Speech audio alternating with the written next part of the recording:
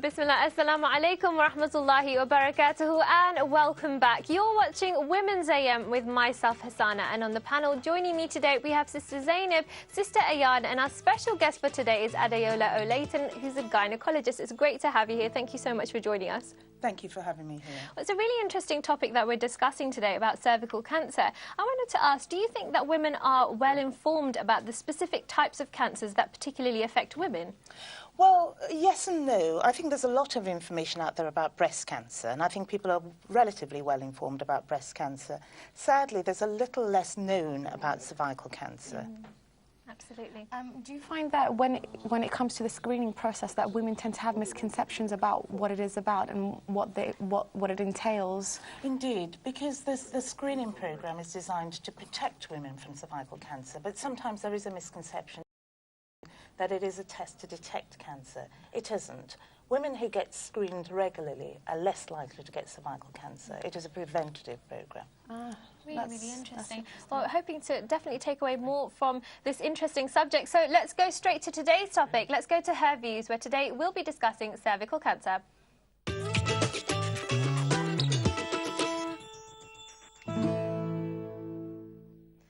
Cancer for most people is a topic we try to avoid, but are likely to come across at some point in our lives. We can be tempted to hide from the subject. However, a greater understanding of cancer can mean early detection and better chances of recovery. Cervical cancer is a fairly uncommon type of this illness. However, it still accounts for around 1 in 10 cancers diagnosed in women worldwide. Therefore, as women, it is important to be well aware of the condition to protect ourselves and our loved ones. Well, a really interesting discussion, hopefully, that we're going to be having. I'd like to start with you, Adeola. So tell us a little bit more about what cervical cancer is. Well, cervical cancer is a cancer of the cervix, which is the neck of the womb. So it's the neck of the womb that opens when women deliver a child. As you said, it is an uncommon cancer in this country because we're very fortunate to have an effective screening system that helps to protect women from cancer. What are some of the signs that we might see if you know, for cervical cancer? So a woman who's suffering from cervical cancer may present with bleeding after sex, bleeding in between periods, or bleeding after the menopause, or she may have a heavy, persistent, smelly vaginal discharge. Now, it's important to say that most women who have those symptoms do not have cancer. It's usually infection or something easily treatable. But those symptoms mustn't be ignored, because if it is a cancer and the woman presents to her GP early, then the cancer is fully treatable. Absolutely. It is about kind of that early detection and prevention. Well, of course, this is a live show, and we'd love to hear your thoughts on our topic of discussion for today. So do call in. The number will be appearing on your screens throughout this segment if you have any questions or comments for the panel. Sister Zainab, let's come to you. And what kind of things cause cervical cancer? I think there's a lot of misunderstanding about this, isn't there? Absolutely. First of all, there has to be the HPV virus. There are many different types, but the most, the ones that present the highest risk are the type 16 and 18, sorry.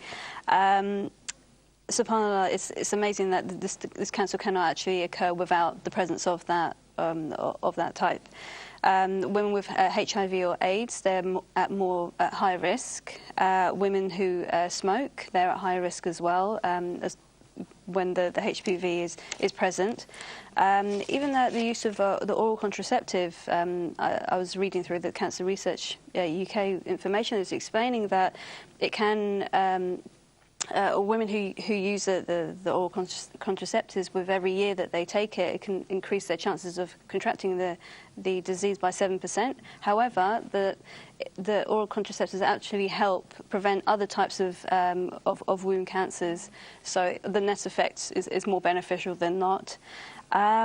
Yeah, subhanAllah, so this is some of the, I think you have some more, inshallah? Yeah, there's studies done on HPV, and they found that it's more common in younger women than older women, and also that it's rarely detected in women who are not sexually active, so that's quite interesting as well. But also that there are no links between geography and the HPV as well. What's also interesting is that there are socio-economic links as well. So women living in, the most deprived areas have rates that are high three times as high as women who are in least deprived areas. So it's quite interesting to see, you know, the sort of links that there are between HPV and the women who may have it. So I found that quite interesting looking it up. Absolutely, I mean, some really interesting things that have come up there. Adeola, is there anything you'd like to add to that? Well, I think that the HPV is really important, and it's just important to understand that HPV is a virus. It's a very common virus, and it's a family of viruses. So HPV causes warts that you get on your fingers and toes and in children. But a particular type of virus called the high-risk human papillomavirus is responsible for cervical cancer. It's transmitted by intimate contact. So your point about people who have not had sexual activity, not being at risk, is absolutely correct. But it's also terribly, terribly common. So most people would have come across the human papillomavirus at some point in their lives. And that's something not a lot of people know. They they might have that misunderstanding that it's something that's only, certain communities are affected by or what have you. But as you said, it is quite a common virus. It is, and that's why I think it's important to state that so that it is not stigmatized. But what happens is with most of us, our immune system will get rid of the virus. In some people, the virus persists. So your point about people who are infected with HIV or smokers whose immune system don't work as well, and also recipients of organ transplants who have to take drugs to suppress their immunity are more likely to get HPV persistence. And therefore, these people are more at risk of these types of diseases caused by HPV, including cervical cancer. I mean, Sister Ayan, just really interesting what you mentioned there about the kind of socio-economic links there. Was there anything that came up in your research that you were really, really kind of interested to find out that perhaps you weren't aware of before when, when kind of looking into this subject? Yeah, it was really interesting. They said that 1% of England and Wales population indicates that cervical cancer is considerably high among women who are of working age, so to do with people who are doing more of manual sort of work than those who are a bit more stationary in the type of work that they do. So I found that quite interesting. So there is that link, so you're more susceptible, I suppose, if you're doing more physical things. So I think it comes back to the immune system as well, I suppose, because if you're more physically if you're doing more physically intensive things, that obviously that will affect your health as well. So I thought that was quite interesting.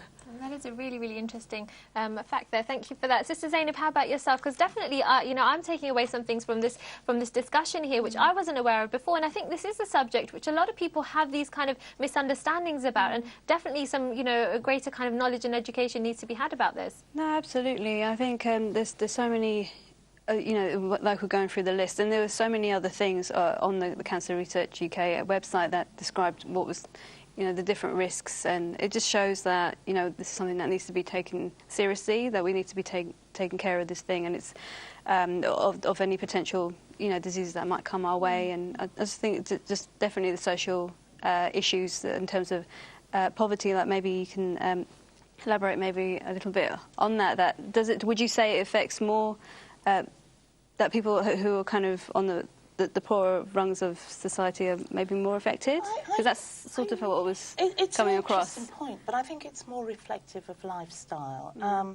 For example, there is certainly in this country more of a tendency for poorer people to smoke cigarettes, and therefore I think it's a reflection of smoking cigarettes. I find it difficult to explain a direct link between what you earn and your susceptibility to cervical cancer. So I think it's actually more lifestyle related. I mean, do you find that because of people who are on the lower rungs of society, perhaps they're not able to take time off work to get things, for example, like smear tests? They might not consider it a priority because they've got to earn money to support themselves and their family, so they can't afford the time to go and have tests done. Again, that is a possibility, but I mean, I would say to anybody listening that, the test only takes a very short time out of your life. If you're under the age of 50, it's done every 3 years. If you're over 50, it's every 5 years. It's time well worth investing. And we will be talking about that test later on after our break. So a really great start to the discussion there. We're off to a quick break now, but do stay tuned after the break. We'll be back to continue our discussion in our main segment, Her Views, where we're discussing cervical cancer. We'll see you in just a few minutes. Assalamu alaikum wa rahmatullahi wa barakatuhu.